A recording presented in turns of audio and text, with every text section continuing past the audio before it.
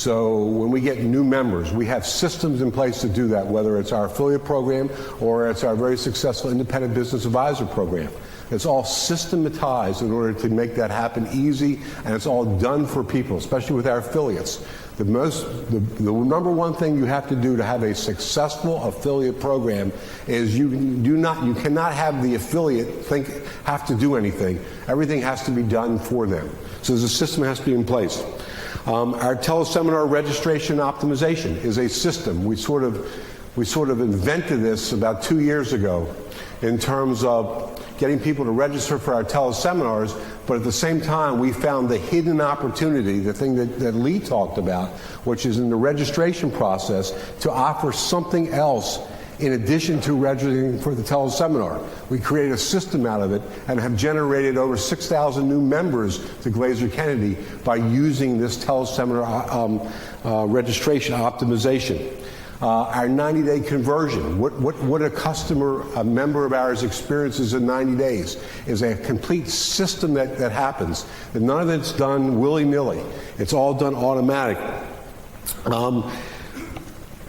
There's a bunch of other things here on the list, but actually you get the idea what I'm talking about in terms of putting all this together as far as the kinds of ways that we look at systems at Glazer Kennedy, and also people who dominate the market look at systems.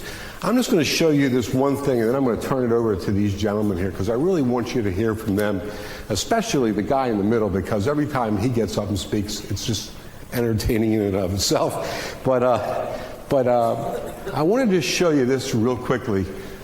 This is a system which Dan is developing, and he asked me to share with you. And this is a system which is called Layered Upon Systems, Systems Within Systems. And this is a new weight loss program that he's actually working with a client of his to put together. And I wanted to give you just the idea of when we talk about systems, the idea of how complicated these can be, but also, regardless of the fact that they're complicated, once you got them done, you're done. Here's a system where there's a whole lead generation strategy that's put in place. In this particular case, there's 4 different types of places that leads are coming from. Then, once you get the lead, then it gets put into an entire big marketing funnel, which probably most of this you can't read, but it's a big marketing funnel of online and continuity, and it continues on and on.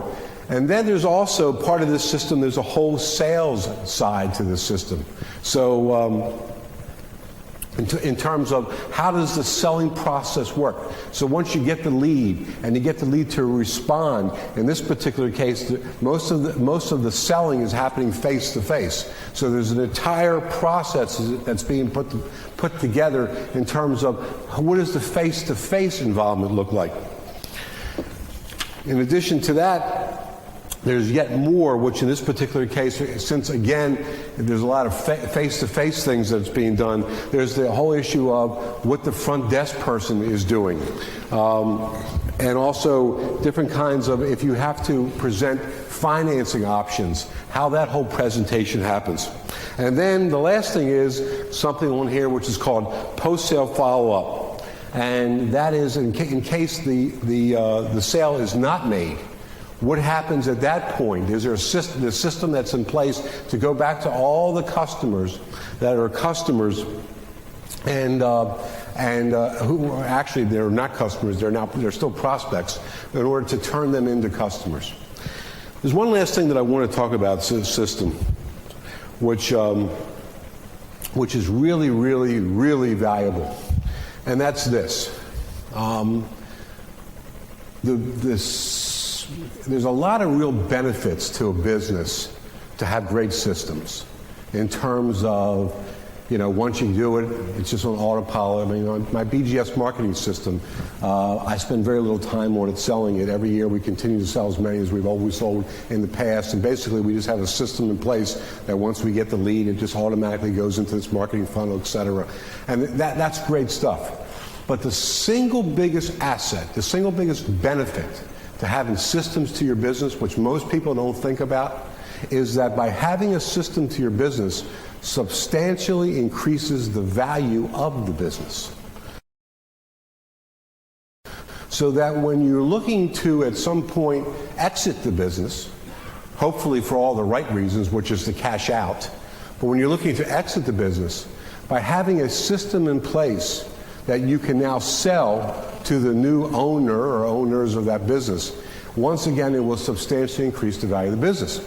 In the world of information marketing, where I spend most of my time in now, and where I work with more clients in that industry than any other industry that I'm involved with, many of these guys are in the midst of or in the process of selling their businesses. I had last year 2 of the people in my coaching programs sold a portion of their businesses. And when they come to me early on to discuss this with me, and I had a discussion the other night with somebody in the Platinum group who's looking at selling a piece of his business, a lot of what we do in the discussion is preparing the business for sale. What are the factors that are involved in maximizing the value of the business when we look to sell it? And in doing so, a lot of the conversation is about, if you sell the business, are the systems in place for the new owner to now continue for the business to be as successful as it is? Now, the new owner will probably want to make the business more successful, and that's fine. But if you don't have a business that has systems to create what it is creating today, it's a very difficult business to sell. Now, there's other factors that are involved with that as well, but that's the biggie, is creating the replicatable system. So now we have Scott Tucker, who in many ways is becoming sort of infamous around here. And not all the ways are good ways, but in many ways he's becoming infamous. And what we asked Scott to do is to talk about some of the things he's doing. Last year, for those of you who were here with us last year, Scott was our winner of the Kennedy Marketer of the Year. And he joined us down in Florida for the Winners Weekend. Good times had by all, and we worked with Scott's business while we were there. And we asked Scott to come back because he's had such an extraordinary year as far as the success of what he's doing. He's pretty much, are you going to be talking about your coaching program, or should I mention it a little bit? You can go ahead and mention it, sure. So he started as a subprime mortgage broker. Am I right? That's right. Subprime mortgage broker, and then he became so good at doing the thing that he does that he then went and sold other mortgage brokers in a specific area, so there's only one in an area, into a coaching program that he has, and that has become so successful that you're now no longer a mortgage broker. Is that right? Or are you still for a couple of days? Yeah, actually I haven't announced it yet. I've told a couple of members of it.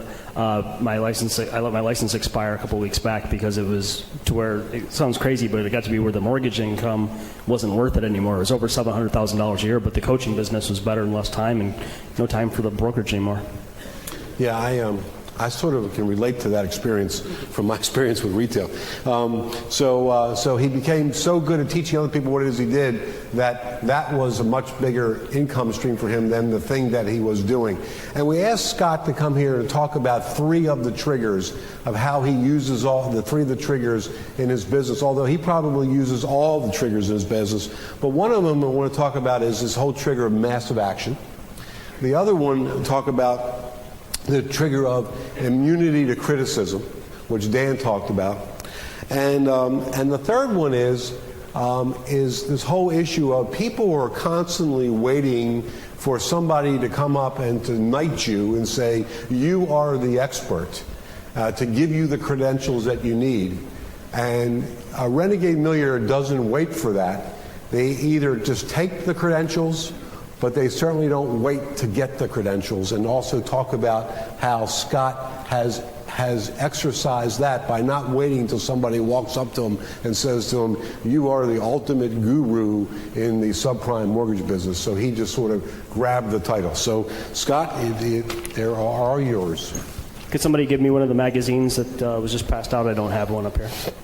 Could I have your copy for a moment? Thank you. Thanks a lot.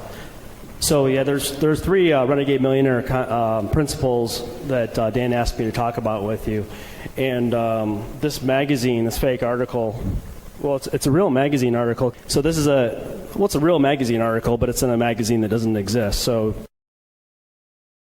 you know, it's fake, it's real, I don't know. So this is today's Chicago Monthly. This is a magazine or a fake magazine article that I created when I started my coaching program, and I didn't have any credentials, so I went out and made them up. And you'll see this is actually, this is inspired by a cover of Jane magazine. They have this teaser copy all over the place. So you take the Jane magazine, you change all the headlines around and make it fit Chicago and make it fit me, and then you're off to the races. So you'll see some of the teaser copy, and you know, there's stuff like Dennis Rodman's Guide to Dumping Women, page 146. Chicago's 15 biggest bimbos exposed. There's a couple here. Where's the one? There's one. Oh yeah, here this is. Plus tight asses for lazy girls. That was actually on Jane magazine. I thought I really like that one, so I used that verbatim. Go ahead. And I'm going to say it anyway, even if I did derail you, but he just showed you a very important principle, which is creating personality in his copy. So you can see that the thing, and he's about to show you a lot more, but I don't want you to miss it, is this whole issue of the fact that his copy is creating, it has personality and it's creating him as being a personality. So go ahead. Sure, and by the way, that's me on my Harley on the cover, so I use that. Since you've got it, use it, and it creates a more of a personality, make people feel that they really know who you are. And so, like Dan says, use every part of the pig, and I certainly do. This is so I used my kitchen for a photo opportunity. I have a crazy kitchen with like this big Viking giant thing that I never use, and then there's a big like 48-inch wide Sub-Zero refrigerator and all this stuff, and I'm going to use it in my marketing, and I use it also when I have my seminars. I have the first night of my seminar, I load everybody on motor coaches, and we have a cocktail party at my house, and we have models bartending, and so the loan officers that come to my seminars just love that. They're mostly male that come. And so then we had this article here. I just got a lady off Elance to write a little article. I could have written it myself. What I did instead is I just had her write it, and then I went through and edited it, and then I had a layout person lay it out. And I did a similar thing with the cover. I had somebody on Elance take the photo and take the copy that I wanted and put it together for me. So you don't have to know how to do all this stuff. You don't have to hire an agency. You don't have to pay a lot of money. There's folks all over the world, India, Pakistan, Indonesia, folks right in the U.S. that'll do all the work for you, and they're thrilled to do it. I have folks in Russia do work for me, folks in Argentina. And then this is one of my favorite photos of all time. And so this here is creating more of a personality. That's my hot tub on my roof. I was in a bit of a time crunch, and so I had a photographer. I said, can you get together some models for me? Because the modeling agencies were all telling me 1 week is not enough notice. And I thought that models were all like unemployed except for when they're modeling, so I don't know what else they were doing on like a Saturday afternoon. So the guy said, the photographer says, I can get you models. Well, is this when we get into the massive action part? On the back, I use my dog Boomer there. I actually have two dogs now that are both chocolate labs. So I use my dog Boomer. I build more personality. And actually, these photos ought to have captions. But I was in such massive action mode that I just got it out the door. And then there's, again, a picture of me with one of the models in my kitchen. So, and what this does is build me up larger than what the reality was at the time. So that helped get my coaching business off the ground. So massive action, we've talked about massive action that I've shown you guys at other events, and just to say again what that's all about is I created a coaching program in 18 months to 165 members paying me $1,497 a month for coaching. They're all loan officers and mortgage brokers, and that's a $3 million a year income that's created in 18 months. So that's an idea of massive action. Also, when I'm promoting an event, I did exactly what Ted tells you to do, and what Clate's Infusionsoft allows you to do is to get these guys. I run an ad in a trade magazine, and it would drive them to the website. Website has a squeeze page. They can go inside the squeeze page to get the free report with the income proof and the stuff that Mike Midget showed you. But once I've got their information on the squeeze page, I've also got a disclaimer there that I can market to them until they cry uncle. And so they get daily fax, daily email, voice broadcast, postcard, big FedEx box of crap, and that's all promoting my seminar. They go to my seminar, pay $4,000 to go to my seminar. I sell them an $18,000 a year coaching program. Gotcha. So there's massive action. Also, immunity to criticism. I get all kinds of crazy stuff said about me. Right now, if you Google Scott Tucker, it's pretty tame out there right now. But if you would have Googled me about a month ago, there was a blog was out there saying all kinds of crazy defamatory stuff. I used it to my advantage for a while, then I got tired of it, and I had my attorney cease and desist it. So that blog's not there anymore, but I was immune to it for a good couple of years. But I get stuff like, in my squeeze page, folks were getting, a few loan officers would get aggravated that I would rub money in their faces, which that's a good principle, by the way, if you're going to teach people how to make money. So if you're in the business of selling money at a discount, rub it right in their faces. And so I'd rub it in their faces with the daily faxes and the emails and the voice broadcasts and the postcards, and so people get irritated with me. So they'd figure out how to mess with me. They go to my squeeze page. This one guy is the best one yet, because it says every fax says personal for Bob Smith, the loan officer's name. This guy figured out, somebody who's not doing enough loans and not figuring out how to be a better mortgage broker. He's figuring out how to screw with me. Like he's got too much spare time because he's not doing any business. He goes to the squeeze page and he puts first name, I'm gonna, last name, kick your ass. Okay. But what he does is even better than that is he puts in my fax number. So the next day I send a fax, it comes back, personal for, I'm gonna kick your ass. But with Clates Infusionsoft, you just go ahead and type in the fax number you're searching for. So I type my own, and I just get rid of those records because those are all the gag records. Don't any of you guys do that to me. Because if you do, I'm going to kick your ass. So not waiting for credentials, immunity to criticism, and massive action. Those are all what creates quite a great deal of success. And don't miss Scott Tucker's talk Saturday after lunch. Stay up there. So a couple things for you. Let's talk a little bit about staff. Because obviously when people are hearing massive action, they're thinking massive amount of people. How many people, what does your office staff look like? Her name's Tiffany. So you got one person in the office. And then you've got one virtual assistant? I've got one real assistant, one virtual assistant, and I don't use her that much, but she's very helpful for the overflow work. And then I have Randy Scheif, who's also an exhibitor in your Galaxy of Experts. Randy Scheif does my credit card billing for all my membership. He does some other stuff. Getting the products together that I sell, he'll get that together. I have different vendors do things. I have Dave Brady's one of my vendors, also in your Galaxy of Experts. Think Inc. Marketing in your Galaxy of Experts. So I have the vendors instead of having a giant bunch of stuff under a roof, because I'm the opposite of Bill. I don't want the people around. And I just get lonely. I just need people around. In terms of, I think since we talked a little bit about teleseminars with Ted, I think it would be interesting for some people to hear the answer to this question. You often use teleseminars to fill your seminar. What's the longest teleseminar you've ever conducted? I'm not afraid to go as long as it goes, so long as it keeps forwarding the sale. You don't want to just be afraid to close and just be on the phone for 10 hours. But there was a 3-hour teleseminar I did that was very successful last fall that Dan sent a copy to everybody who gets the No BS info marketing letter. So if you don't get the No BS info marketing letter, you should be. But that teleseminar and the previous 9 days of promotion sold out a whole seminar of 50 people in the room at, I think it was at $3,500 a head. So with the massive action and with the Infusionsoft stuff, so you're doing the voice, the fax, the email, the postcard, and all this stuff, I was able to sell out a 50-person seminar at $3,500 a head with just putting the teleseminar on the 9th day of promotion. And the way I structured it was I had testimonials from my members. I had seven of my members on first. We did the testimonial interview. Then I taught the 7 things I told them I was going to teach. They got them on the call. Then I took question and answer, and the question and answer period, by the time we got to that, it was all buying questions. And I had folks not just asking to go to the seminar, they were saying, hey, there's something like a coaching program you have too, isn't there? And so they were joining coaching. So they weren't just giving me $3,500. I had a whole bunch of them saying, I want to sign a contract for $18,000 a year. So the teleseminars are very powerful. I'd say they're the second best thing to a real seminar.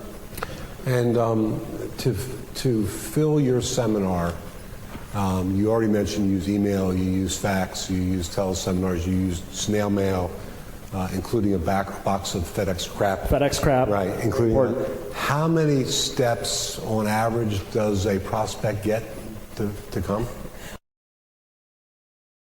I don't really, it's a lot. It's, daily, it's depending on how long they've been on my list. You do have the stubborn prospect that'll be on your list for a couple of years, and then all of a sudden say, okay, uncle, I can't take it anymore. The mortgage market's driving me crazy, and they'll join. But it's umpteen steps. I don't really count them. Yeah. Looping back to this whole concept of immunity criticism, most entrepreneurs I know really struggle with this. Scott obviously does not, but most entrepreneurs I know really struggle with it. And it is also something that I will tell you that most entrepreneurs do not embrace. And I'm not suggesting that you do embrace it, but I'm just going to, because that's a personal preference, if you're willing to do that. But I would tell you this much about it, is that Dan has a saying, a quote that says, the only person that matters are the people that give you money. And so in your case, how many people do you have in your coaching program now? Right now we're around 140. 140. How many loan officers are there in the U.S.? 500,000. 500,000 and dropping. But 500 and dropping like a rock. He's got 140 in his coaching program. What's the most amount of people you can put in the program? I've had up to sell out of the country? To sell out the country, we got up to 165 a couple months ago, and it was to where there was no more land to sell. So it's pretty. Maybe 200. If okay, that. So let's say maximum 200. So the thinking here is, I got to sell 200 people out of 500,000. And what he does is he uses this personality-driven marketing, although it does at sometimes have some shock value, and it does get criticism, including I'm going to kick your you-know-what. It has all that, but he understands the fact that the only people that count are the 200, not the other 499,800 of them. And so all he's doing is searching for those people that count. And it is clearly a strategy, and it is clearly a renegade millionaire strategy. And I can tell you that the renegade millionaires that I know they're really, what I call them, the ultimate renegade millionaires who have experienced the phenomena, they're totally immune to this. How many times would you say you've experienced the phenomena in your business? Quite a few times. First, as a loan officer working for a broker, and when I was responsible for my own marketing, I was able to go from $150,000 a year to $440,000 a year with Dan's help with the direct, even before I was in coaching. Then when Dan said, hey, you ought to be doing coaching, well, that business adds $3 million. And now I'm doing a project, a joint venture with Ron LeGrand that should be about $10 million a year. On these final two phenomenon triggers, you'll hear Dan Kennedy talk about the handling of price, specifically the phenomenon trigger of price elasticity. The other is a common trigger that you've heard throughout these recordings, which is association. Dan's going to come up here, and he's going to talk about probably my favorite topic, which is this whole issue of price elasticity, which sort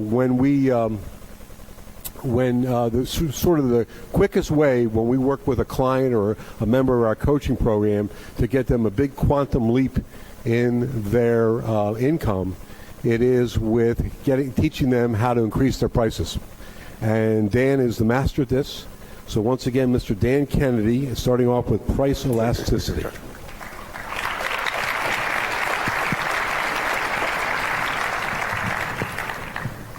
Thank you.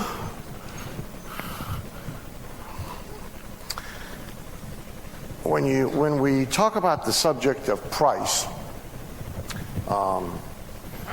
it is often the fastest place to get somebody some really substantial results,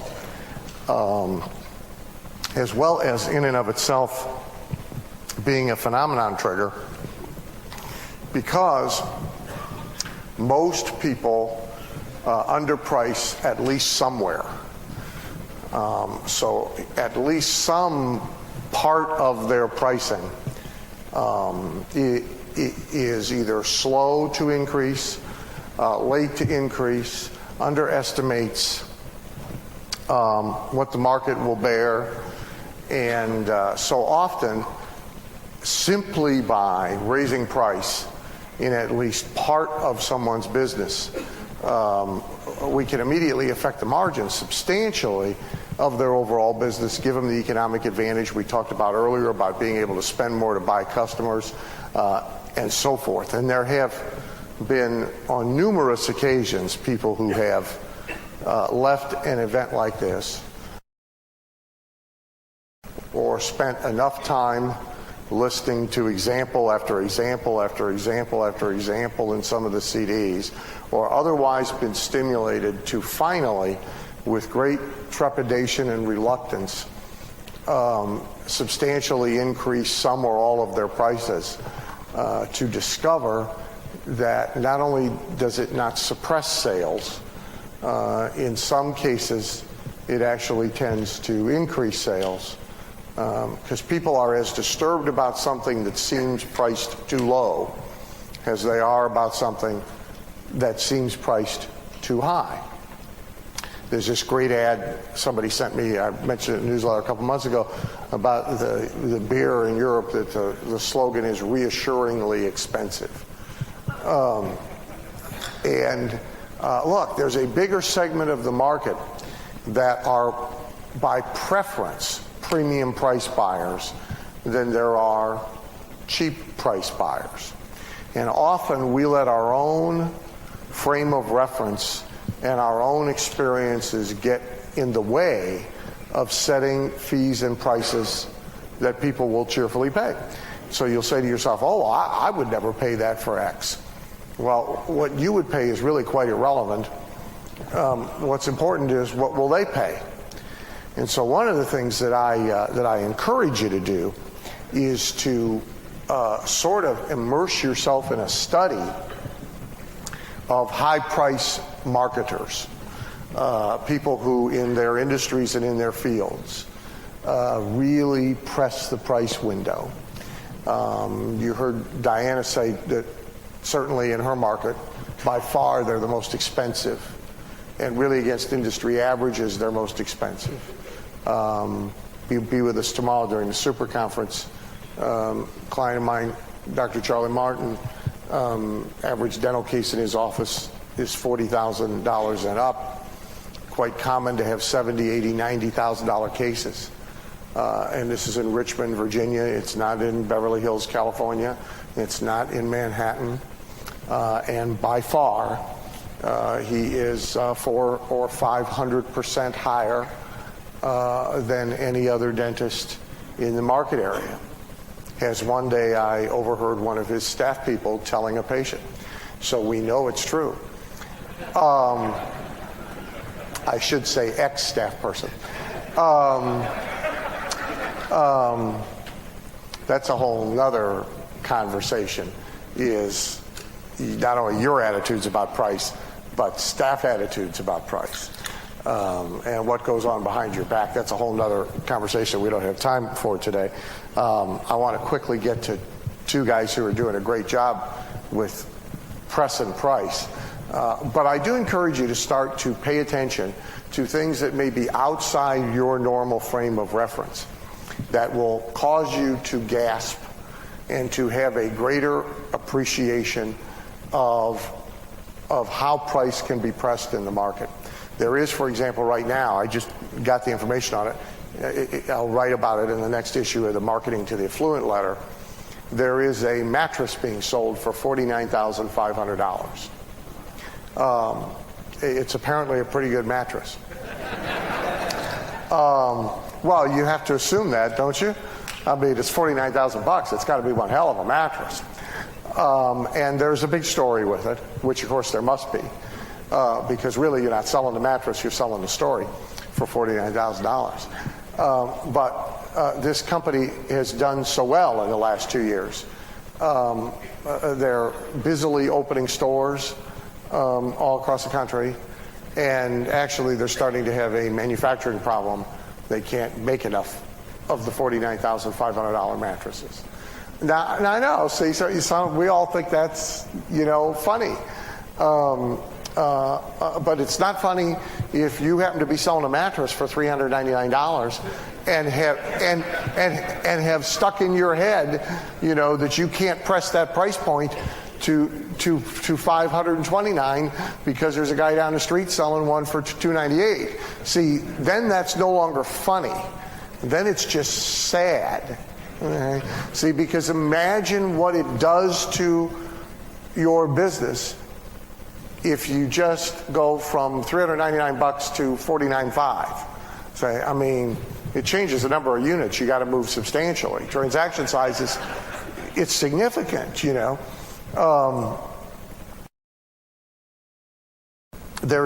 have a little dog, and it was really Carlos' dog, so I got it with the remarriage, and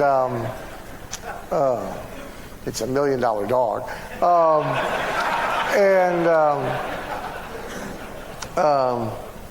so we're in Vegas, and Carla likes animal print stuff, and she spots in the window of one of these stores, there's a little couch. It's a dog couch. It's a couch for the dog. So I don't know, it's about this big. It's couch covered in leopard stuff. And so I go back to get it and go in the store, and this thing's $899, right, for this stupid dog couch, right?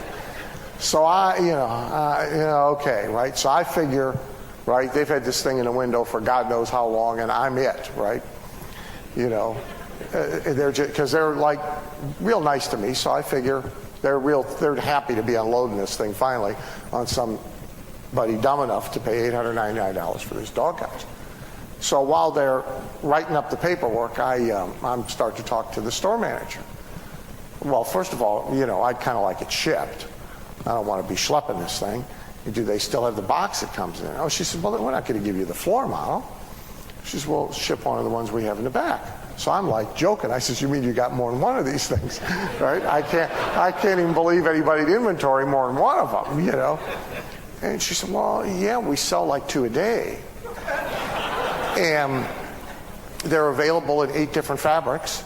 Or if you want one custom made for $12.99, they'll match the fabric to anything that you want. Presumably, you could send them your dog and they'd match the thing to the, I don't know exactly.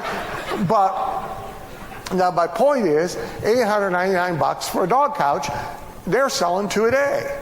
They're not trying. Imagine what you could do if you tried,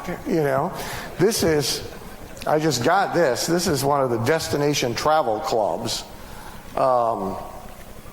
Gee, Rodney, what was a travel club membership in the holiday, what was it? $1,500, right? And at the time, that's a pretty big number, huh? Well, here there's 3 different plans, but your membership fee is on the good plan. There's a number of these companies, by the way, they're proliferating rapidly, as is the affluent and their willingness to spend. This is exclusive resorts, and the membership fee to join a travel club is $425,000. All right. That now entitles you to pay annual dues of $29,900, which then entitles you to stay in the properties at between $495 and $1,000 a night. All right. Let me say it again. You pay a membership fee of $425,000 for the privilege of giving them annual dues of $29,900, which incidentally they tell you will be inflation adjusted, right? Which means they're going up, right? Which entitles you to pay to stay in the properties, right? And yes, in case it hadn't occurred to you, yes, there are blackout dates where you have to pay more, like the times you might want to go there. Right? Now, lest you laugh, one of the other companies in this industry, I started to pay attention to them 3 years ago. They had one sales office. You know, they did everything from one office. They generated a lead, our kind of system. Generated a lead, sent out a package, salesperson talked to you on the phone. Because, I mean, they now have 9 sales offices in 9 different cities for this thing. I mean, you really got to get out of your own little world and get a sense of what people are spending. Go to a Harley-Davidson store if you've never been to a Harley-Davidson store. Go to the boat show even if you don't boat. You know, answer lead generation ads in magazines aimed at affluent, and expand and pay attention to our folks who are pressing the price window in all sorts of businesses, from something mundane like pizza to coaching, consulting, to everything in between, and begin to change your own thinking about price in your particular business, in your particular field, with your particular customers. And the last thing you should know about this is that far more pricing mistakes are made underestimating than overestimating. Hardly anybody makes that error. But almost everybody makes the underprice error. And if you go home and start to play with price, and you take a look at all the different prices in your business, and go look at how many transactions you did last year at X, and what would happen if we had just charged Y, and what would happen if we had just charged Z, because cost of goods and cost of sale stay the same, you can see some very dramatic differences with sometimes minor price differences. Well, first guy I'd like to have join us is John, if you would, sir. And John has an interesting price story to tell us. You okay using a handheld? Yeah. Okay. There you go, Tracy. Have a seat. Thank you. Nice cane. Nice cane. Thanks. Yeah, that you can't get the barcode off, but so it's not a complete fashion statement. But, okay, we should give them the thumbnail. You know what your business is. Okay. Before we get to the price story. Okay. What I do, I've got a full-blown information marketing business, and the unique selling proposition is how to get women to approach you first for a date, no matter your looks, age, or income. Website is womenapproachyou.com, and I'm selling primarily to single guys and moving into the market of high-income professionals. And essentially, I sell them a CD system. Do 2 emails a day to create a relationship with them, and then the business model kind of mimics the Kennedy model.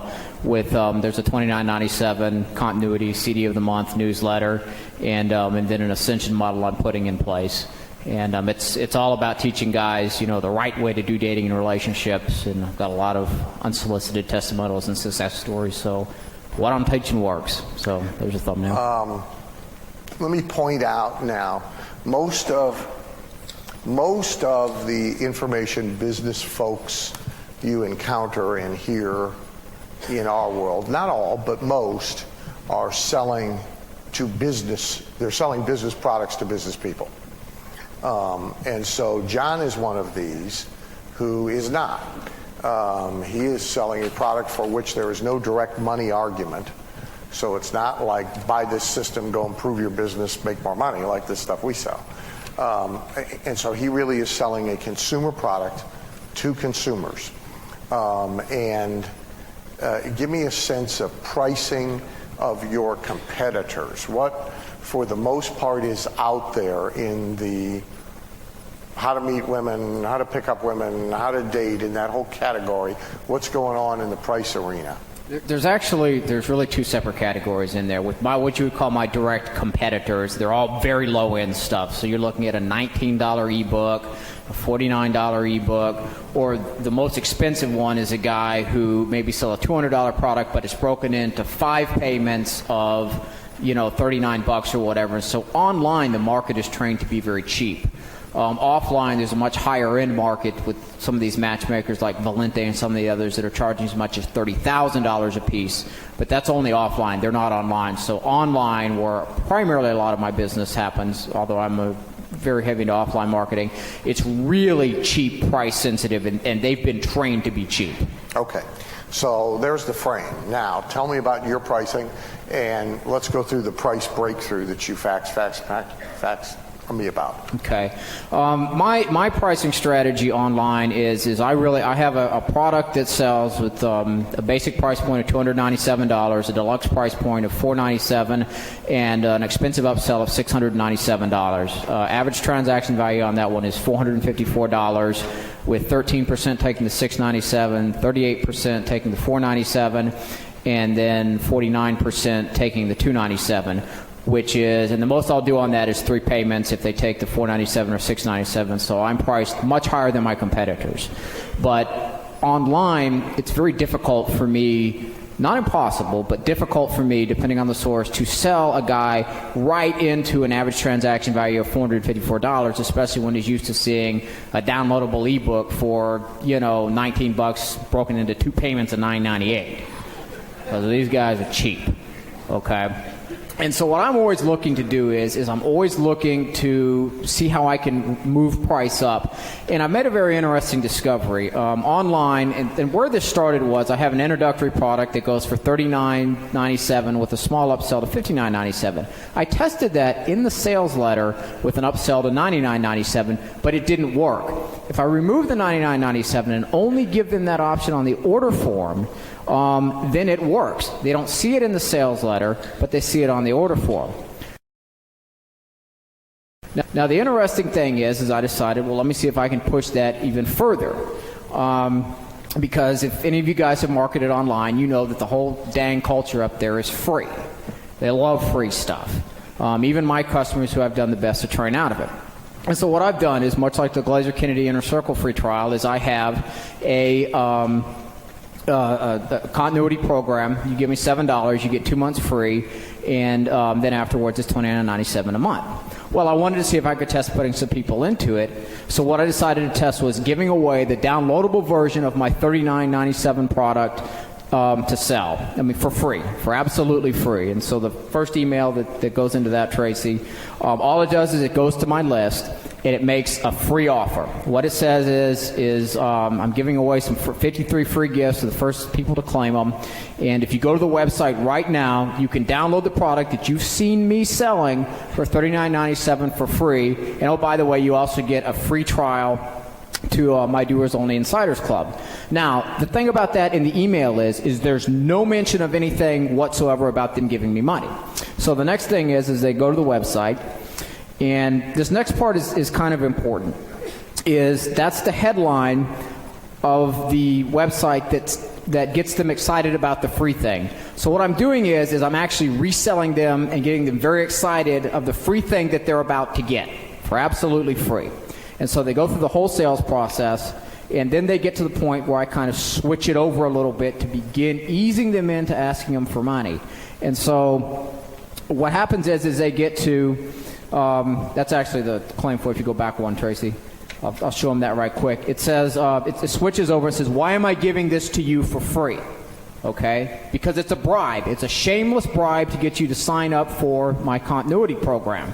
And the only thing that I ask on this continuity program is that you give me $7 for shipping for the welcome package.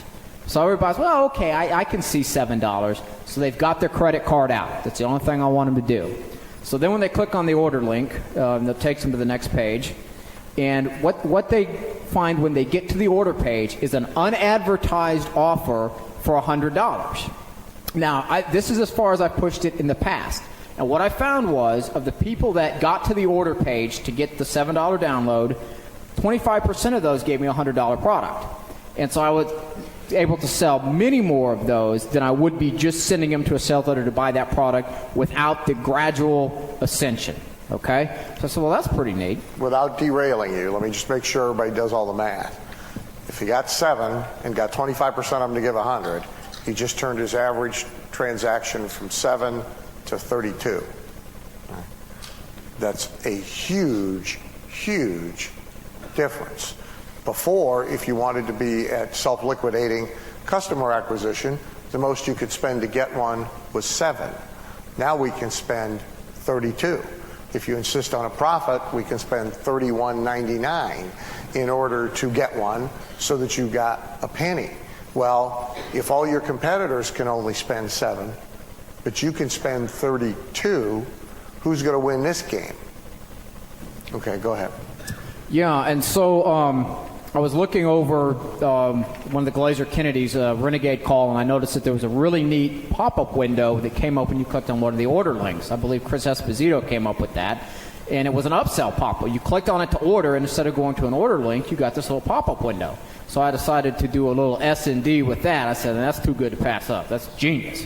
So let me test it out. And so what happens is now is when they click on one of the links to give me $100, what comes up is, that's actually part of the order page, they click on one of those links. What comes up is this little interim web page. It says, wait, I've got a special offer for you, a special one-time offer. If you're going to give me $100, I'll tell you what. I'll give you the product that you were just going to buy for absolutely free if you give me $300 for the bigger product. And So what you're I've giving them the $100 product for free? for free, right then, one-time offer. And what I found is, when I run all the numbers, because it's better than I thought when I faxed you, is about 30% of the people that get to this page give me $300. All right, now go back and do the average transaction again and see what just happened. All right. It's very cool. It's very cool, and it happens fast. I've been able to sell more of these things in one day than I usually do in a week using that whole strategy. And also, if they click on some of the, if a guy decides he doesn't want the $100 product and he clicks on one of the links just to give me 7, well, I'm not going to let him get away with just giving 7. I'm going to try and take another whack at him. And so the one that comes up is actually a pop-up window or an interim page that gives them 3 options. They can give me the $300 one, they can give me the $99 one, or they can just take the original one. Don't know what the numbers are, but I got to think some will move. Even if one does, it makes it worthwhile. And so it dramatically kicks up the transaction value, and what it does to the lifetime value of the customer is tremendous, because a guy that gives me $300 is much more valuable to me over the long run than just the guy that gives me $7. I would also point out to you what he's doing is fairly complicated. And so, quite frankly, competitors will see it. They won't copy it anyway. All right? And the more complicated he makes it, the better. You haven't even, this is fairly new for you, right? Oh, I just did this a couple of weeks ago. I'm doing a sale right now. I've stuck some upsell links like this in there. I can already tell it's bumping people up the higher part, and I'm going to every single website I got and sticking that in there. Very good. Very good. Website. Thank you, sir.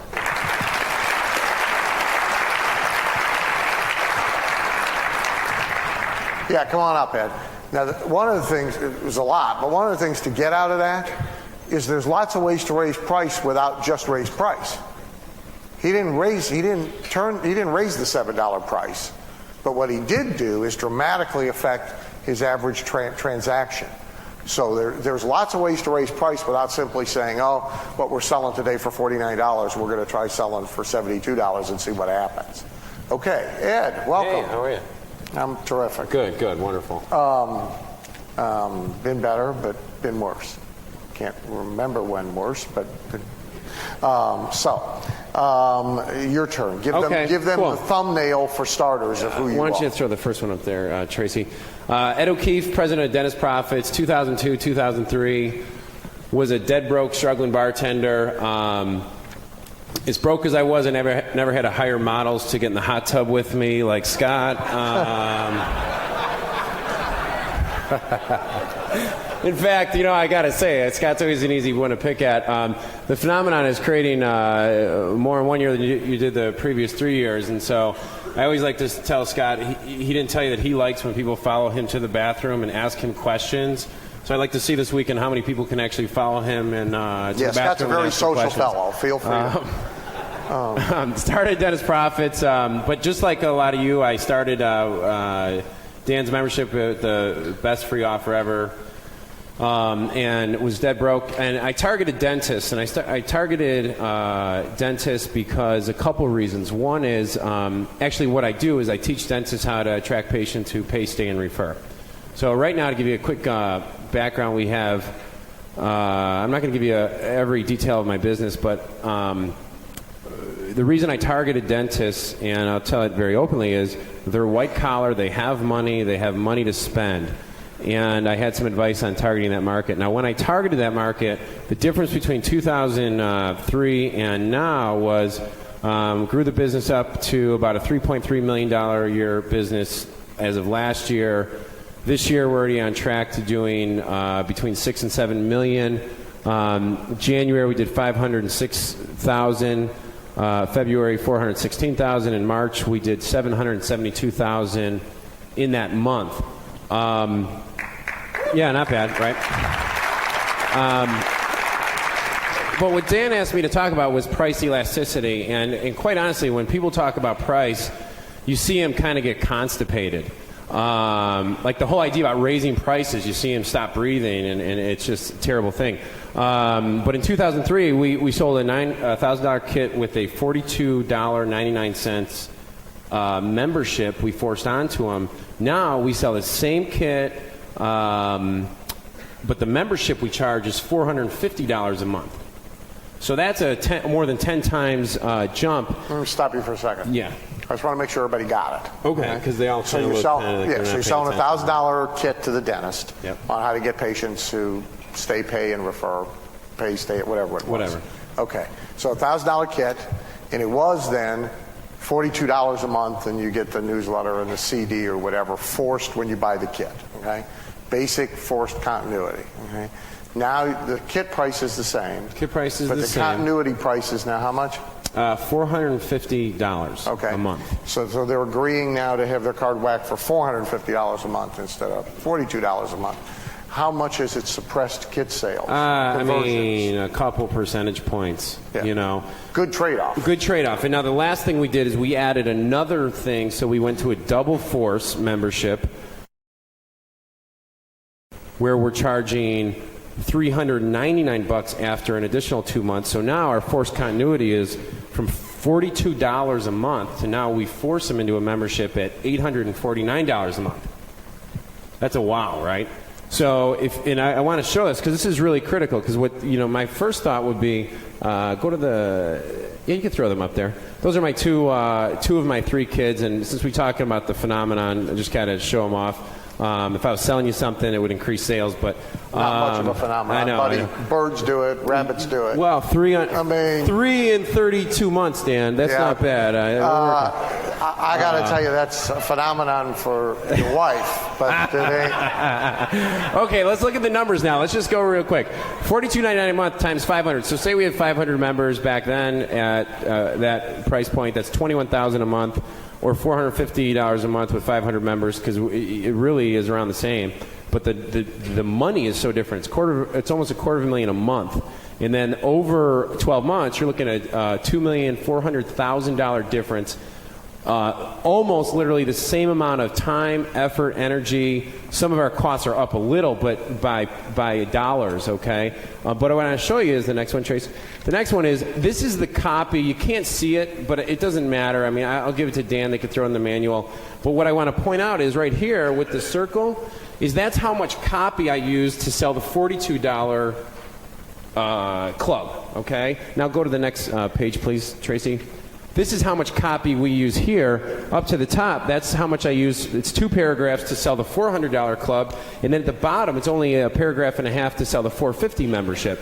So you think, well, to sell something that's 10 times more or 20 times more, you got to do that much more work. It's not true. It's really just about marketing and saying, I'm going to write $450 instead of $42.99. Right? I mean, that's... Look, the degree of difficulty of making the sale rarely goes up proportionate to increasing the price/transaction size. So if you're making a sale right now by print or face-to-face for, say, $3,000, and you decide to figure out a way to make that sale for $6,000. The difficulty of making the sale does not double. It may go up, but it does not double. It may suppress conversions, so your conversions of leads to sales may suffer, but rarely do they suffer enough to make it a bad trade. The other thing about price that you ought to know is one of the many ways that people get constipated over it when they start to contemplate this is they worry about the ones they're going to lose. And so what? You can go run a spreadsheet on that, and in many cases, slight price increases, let alone big ones, if your conversion rate worsens by 10% or you lose 10% of your customers, you still have a huge economic win. Right? And so people have angst over this that they shouldn't have.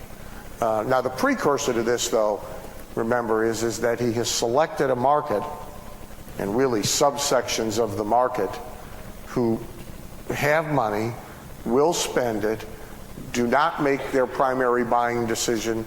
The primary factor in a buying decision is not price. Right? So he has selected well in order to do what he's doing. But he is still bringing some very brassy ones to the table. Yeah, and so, but here's what. That was a compliment. Thank you. I know, but this is even better. This is how this relates to everyone in the room. Is because so now Dan asked me to talk about, well, how do I help my doctors increase their prices? Well, here's the thing. Really simple formula. So I made this up last night before I went to bed. Decide how much you want to make. Decide how many hours you want to work. Raise your fees to meet it. It's not more difficult than that. Now, a practical marketing strategy is you niche and sub-niche your business or your practice. And Dan just said it. Well, I targeted a client a prospect niche that has money, that's willing to spend it on what they want. Well, now, this is something I learned too. Go after, if you're teaching people how to make money, go after people who can target a market that is easy to get money out of their end customers, because then you can charge whoever you're consulting a lot more money. Those are the best clients to deal with. And if I was in dentistry, if I was in any kind of thing, I'd go after people with money, not people just because there's people with a pulse. It just doesn't, you can't do that.